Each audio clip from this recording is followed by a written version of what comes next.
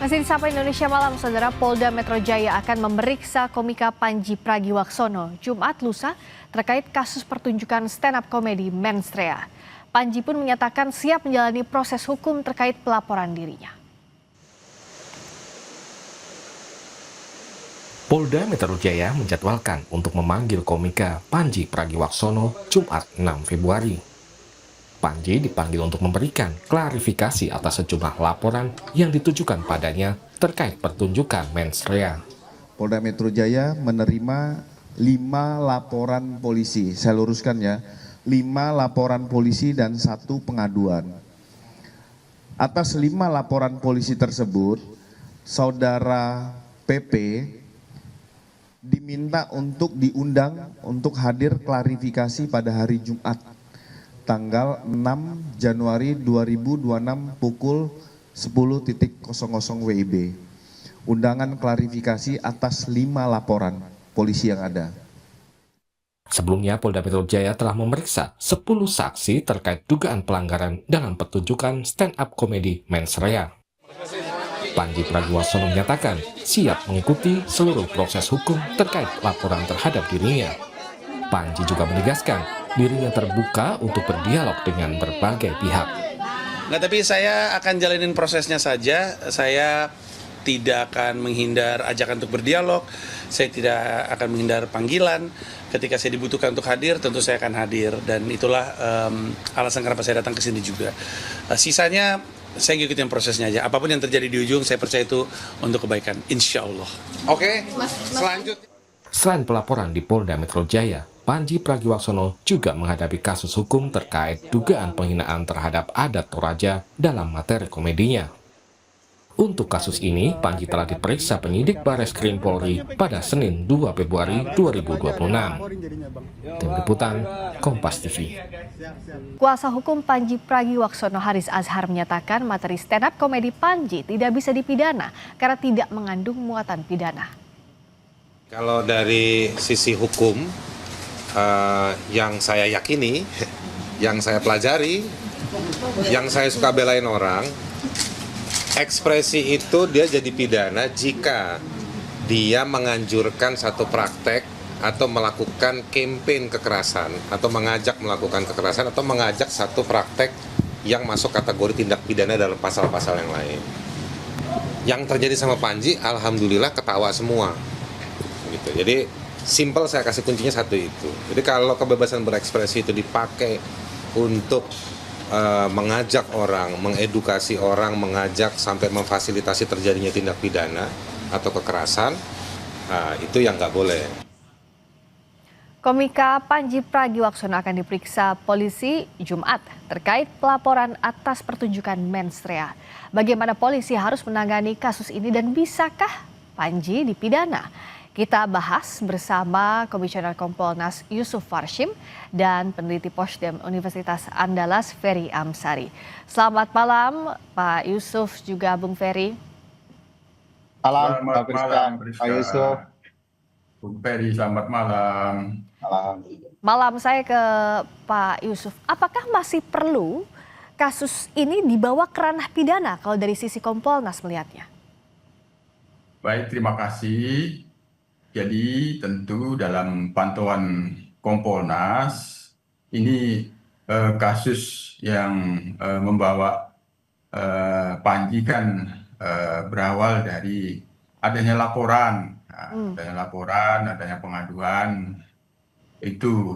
Nah, yang kita pantau, yang kita pahami, ada masyarakat yang menggunakan haknya membuat pengaduan dan laporan. Nah, tentu proses dalam hal penerimaan laporan ya tentu memang standarnya kan polisi, Polri memberikan pelayanan. Bagaimana prosesnya? Ketika itu ditindaklanjuti pelayanan itu dalam tugas yang kita sudah pantau, ini dilakukan tindak lanjut penyelidikan, maka proses penyelidikan ini dipastikan tidak terjadi penyalahgunaan kewenangan.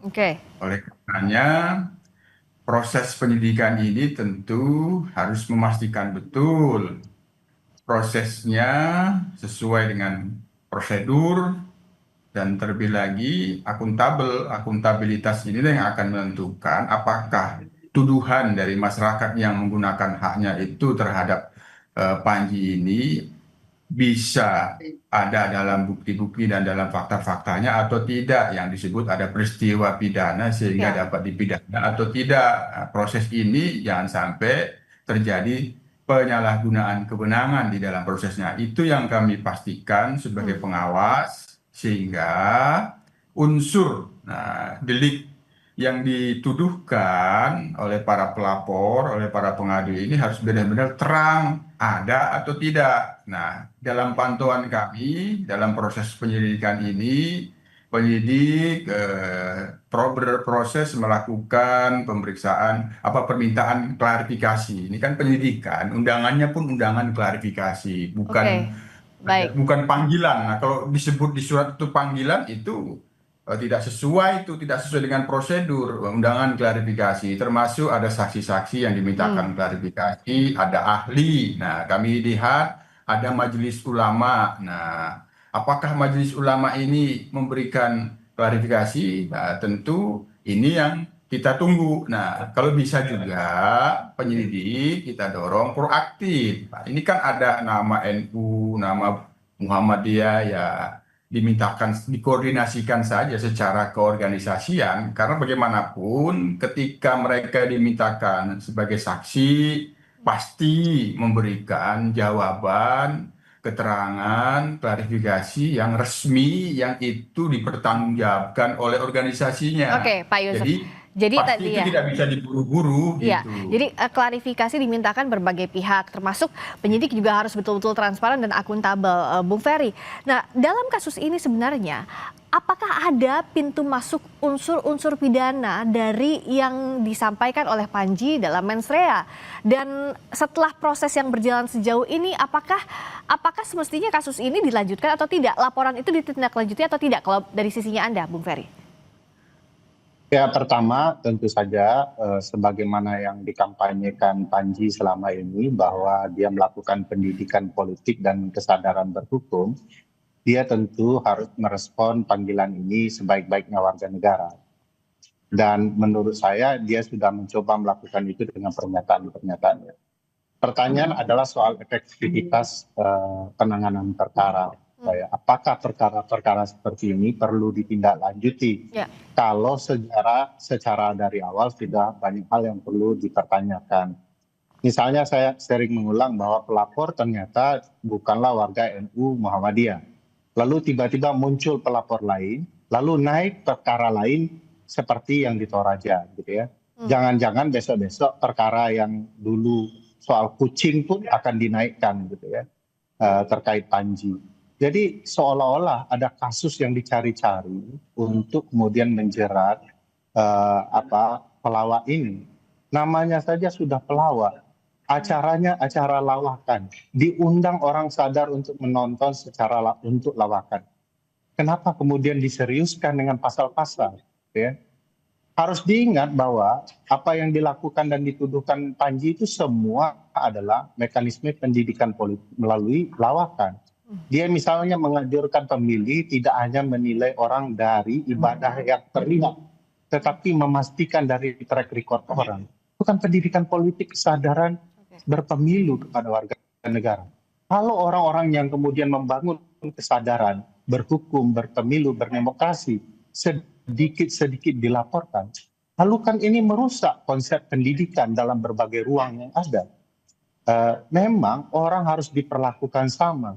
Tetapi tidak semua hal yang sama diperlakukan untuk setiap orang. Itu namanya konyol. Nah, kita tahu bahwa laporan kepolisian itu ada yang dimentahkan karena tidak kuat subjeknya, objek perkaranya. Oleh karena itu, jangan memubazirkan waktu teman-teman kepolisian untuk perkara-perkara yang tidak wajar seperti ini. Banyak perkara lain yang harus secara profesional dilakukan oleh kepolisian. Dan saya sebenarnya Oke saja ini ya memang karena ada laporan tentu akan ditindaklanjuti, Ya. tetapi jangan timbul kesan bahwa ini dicari-cari. Karena begini, Panji ini menurut saya direspon positif oleh publik karena dia jujur menyampaikan apa yang dia lihat, dia dengar, dan dia rasakan. Kalau kemudian orang yang kemudian menyampaikan kebenaran itu semuanya dipidanakan, apakah kita tidak terjebak dengan kriminalisasi? Padahal penjahat sesungguhnya tidak pernah kemudian disentuh. Oke. Sehingga orang suka dan puas terhadap langkah-langkah kepolisian. Menurut saya begini, polisi tidak boleh terjebak kepada perkara-perkara yang ditangani hanya akan menambah tinggi tempat jatuh kepolisian di mata masyarakat. Polisi bahkan harus menunjukkan secara profesional dia membela warga negara yang punya niat baik, mencerdaskan warga negara. Itu paling esensial dari perkara ini. Nah, kalau setiap orang bisa Ya, silakan sedikit lagi dulu, Bung Ferry. Gimana? Bagaimana tadi? Anda mau melanjutkan sedikit lagi sebelum saya beralih? Ya, bagi saya, kalau kemudian polisi terjebak dengan laporan-laporan ini, atau bahkan menjadi bagian menindaklanjuti perkara ini, kasihan institusi kepolisian kita. Oke. Di tengah pertanyaan orang soal institusi ini, dia mengurus perkara yang semestinya dia tidak urus. Kalau bicara soal ada dua hal yang jadi pertanyaan publik sekarang, Pak Yusuf. Satu soal kebebasan berpendapat. Bagaimana kebebasan berpendapat itu dicerminkan dalam kasus ini? Apakah artinya warga yang menyampaikan pendapatnya ya bisa dipidana? Yang kedua, agar tadi pertanyaannya Bung Ferry tidak dicari-cari, apa yang harus dilakukan polisi penyidik dalam menindaklanjuti laporan atas Panji Pragiwaksono? Kita bahas usai jeda di Sapa Indonesia Malam. Kita masih bersama dengan Komisioner Kompolnas Yusuf Warshim dan peneliti Posdem Universitas Andalas Ferry Amsari. Pak Yusuf, jadi bagaimana agar dalam kasus ini tidak dilihat bahwa kebebasan berpendapat itu jadi ancaman? Yang kedua, agar membuktikan bahwa penyidik itu tidak mencari-cari unsur pidana dalam laporan terhadap Panji Pragiwaksono. Bagaimana menjelaskan ini, Pak Yusuf? Ya, tentu penyelidikan itu memang kan mengumpulkan bukti-bukti apakah ada peristiwa pidana yang dituduhkan atau tidak. Tentu yang dalam hal ini itu yang sebagaimana yang saya katakan, jangan sampai ada penyalahgunaan kewenangan sehingga yang sesungguhnya itu tidak ada buktinya tapi masih dicari-cari gitu. Jadi oleh karenanya kesannya jangan sampai ada dicari-cari itu rekayasa gitu, itulah penyalahgunaan kewenangan.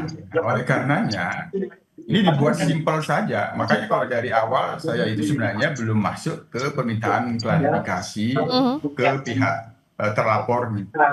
Pelapor ini yang harus didudukkan dengan meminta saksi-saksi ahli, pendapat ahli, kalau itu kaitannya dengan agama Islam, ya meminta pendapat dari MUI, apakah di sini memang ada unsur-unsur yang disahkan. Kalau menurut MUI tidak ada, ya saya kira sudah kelihatan itu tidak perlu ditambah-tambahin lagi. Nah, sepanjang yang seperti yang saya maksud dibuat sederhana, maka unsur-unsur yang mengarah ke penyalahgunaan kewenangan sehingga dicari-cari, nah, itu akan terhindar. Yang kedua, tentu yang kami pastikan lagi bahwa apa yang dilakukan oleh kepolisian, terutama Polda Metro Jaya, bahwa ini memang karena murni ada pengaduan dan pelaporan, dan yang kita pastikan sebagai pengawas bahwa ini bukan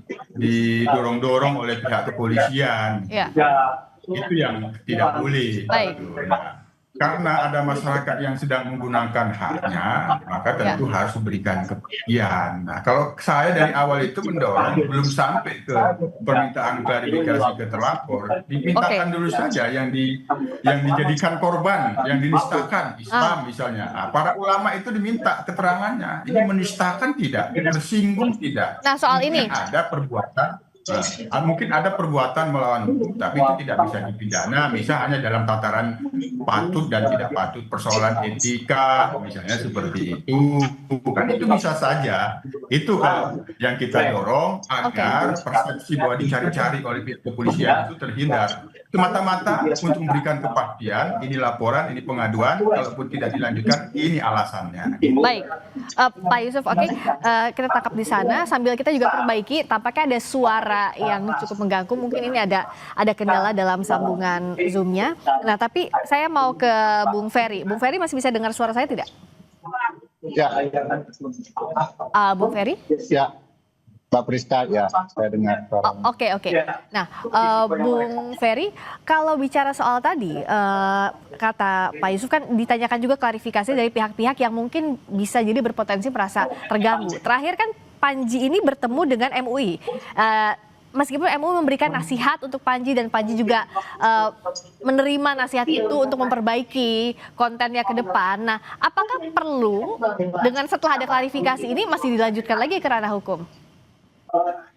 Ya, saya pikir begini ya, kalau menista agama kok kejauhan ya, karena kalau yang nonton stand up comedy itu kan tahu ya, bahwa Panji menjelaskan jangan memilih orang hanya karena dia kelihatan sholat.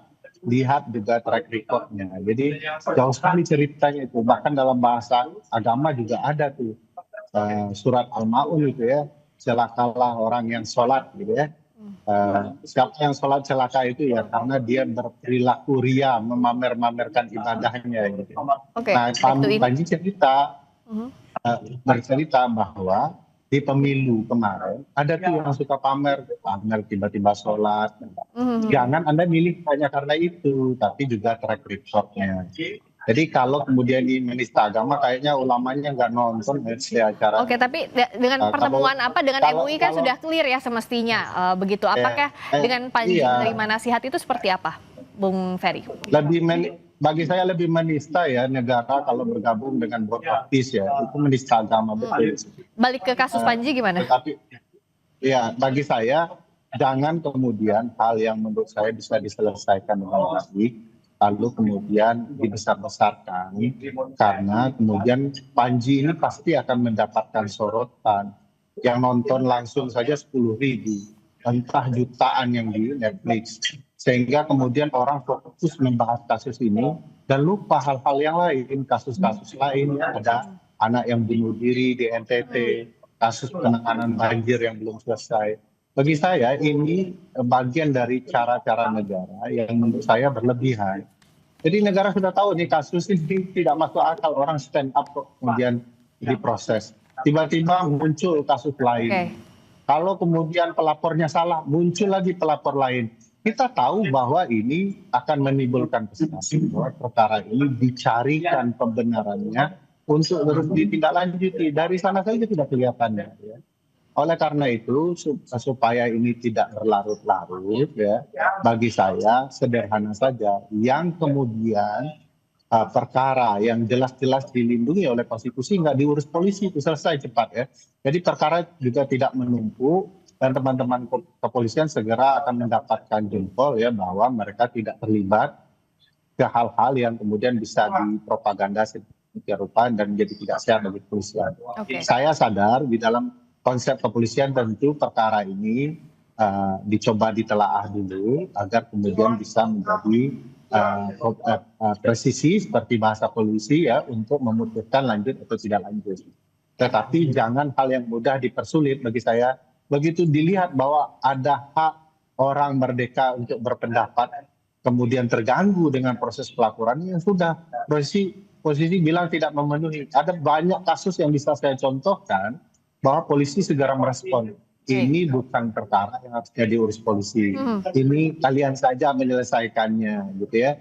Bukankah polisi juga mendorong untuk perkara-perkara kecil ini tidak diselesaikan dengan perkara hukum yang rumit. Jadi diselesaikan saja baik-baik gitu ya.